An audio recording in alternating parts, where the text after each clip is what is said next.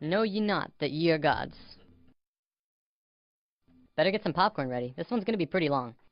What we're going to be talking about today is something that will be very important in the next few lessons. The topic is male and female energy. From there, we'll be talking about left brain and right brain, then the new children, and bring it full circle. Ready? Deep breath.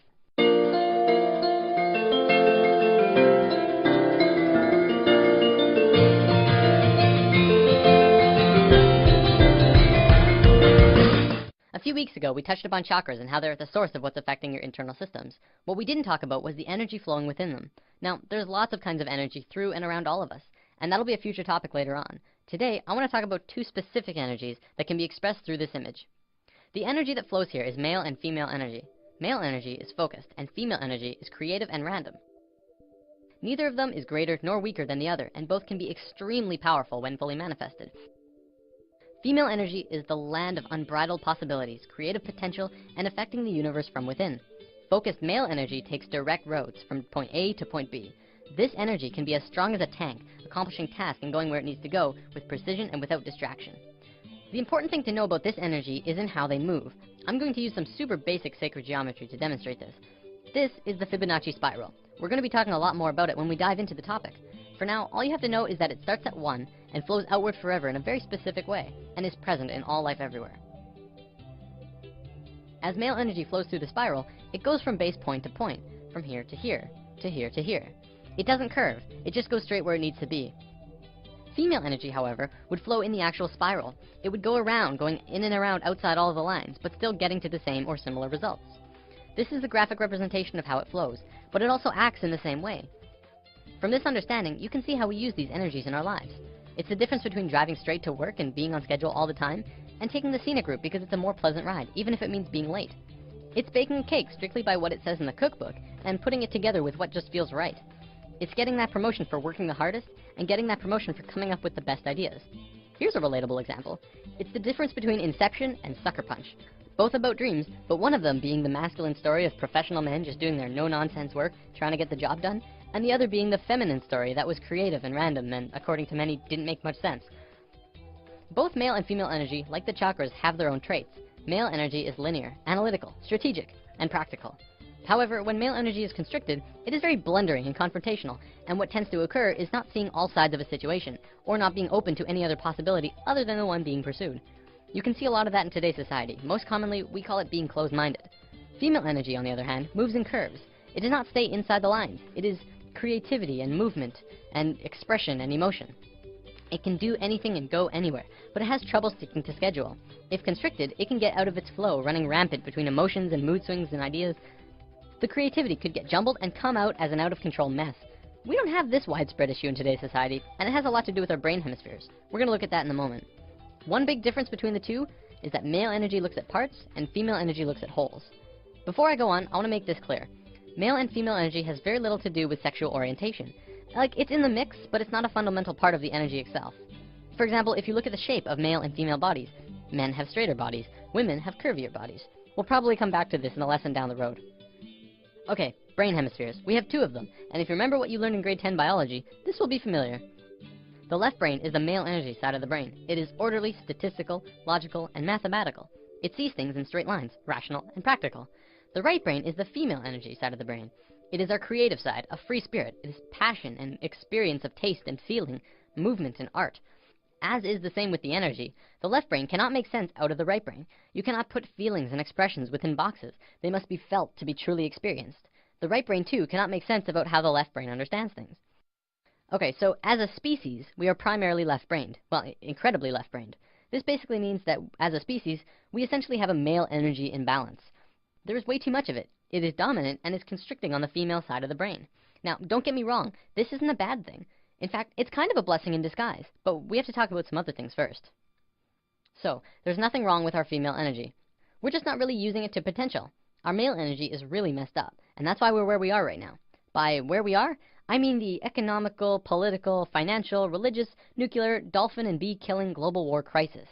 After lesson 1, I touched upon how right now the world is a mess in a myriad of areas. A few people commented saying, well, study the financial crisis, and study the nuclear crisis, and study the political crisis. They're all completely separate issues. And this is how the male energy looks at parts. We're realizing now that it's constricting on our point of view. as a whole, all of these issues together are further proof that we don't understand how to be harmonious because our male energy is out of sync with each other and the planet. So let's look at indigo children and super psychics. There's a new type of children being born on Earth. Since sometime in the 80s, new children started appearing with different or unusual traits. Their numbers began to increase, and today, nearly 100% of all children born in North America are indigo children. So what are these traits? Let's go over a list developed by Jan Yordi, a play therapist who has been studying and working with indigo children for about 4 years now. As we go over the list, see if any of these sound like you. Maybe strong-willed, independent thinkers who prefer to do their own thing rather than comply with authority figures or parents. Have a wisdom and level of awareness and caring beyond their youthful experience. Traditional parenting and discipline strategies don't appear effective with these children. If you try and force an issue, a power struggle is the typical outcome. Energetically, indigos are vibrating at a much higher frequency, so they can get scrambled by negative energy easier. Emotionally, they can be very reactive and may have problems with anxieties, depression, or temper rages if not energetically balanced. Are creative right-brain thinkers, but may struggle to learn in a traditional left-brain school system. Often, indigos are diagnosed as having ADD and ADHD since they appear impulsive. This is because their brain can process information faster, and they require movement to help keep them focused. Indigos are very intuitive, often psychic, and may hear, see, or know things that seem unexplainable. Indigos may have more problems with food or environmental sensitivity since their system is more finely tuned. When their needs are not met, these children appear self-centered and demanding, although this is not their true nature. These children have incredible gifts and potential, and may be shut down when not properly nurtured and accepted. So what's causing this? Well, for one, there are 2 new DNA blocks being activated within these kids. They are microcephalin and ASPM. Both of these blocks are designed to regulate brain growth, giving the kids a broader spectrum of thinking and a newer way of learning. Because of this, the average IQ of an indigo child is about 140, which is 40 to 50 points higher than the average IQ. We're just learning now that our school system's methods of teaching are becoming outdated. It's because our kids are changing. We're going to look at the broader spectrum of why this is happening in a moment. For now, let's move on to the badassery that is the super psychics. These kids are hardcore. They can do anything, literally.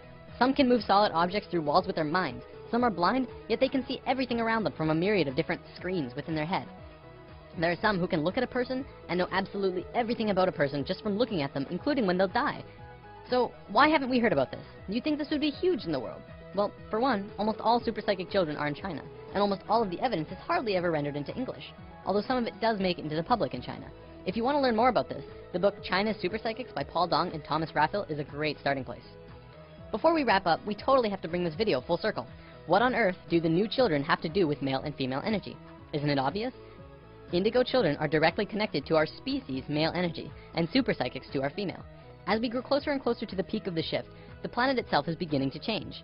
Essentially, this is happening to balance us out. On one half of the world, indigo children are being born. On the other half, super psychics. They are here to help the consciousness of the planet in an incredibly crucial time.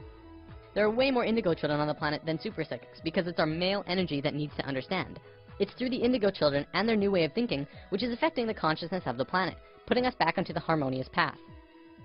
As we just learned, to understand things, it takes 2 to tango. You can not only understand something by reading about it, you need both sides of the brain to click. In the modern world, things like astral projection and channeling aren't really considered science. One of them is exploring different realms outside of the body, and one is communicating with beings of higher consciousness. And yet, because we can only seem to measure it from experience, it doesn't qualify to be legitimate. Because of this left brain constriction, we have lost a major part of what life is about.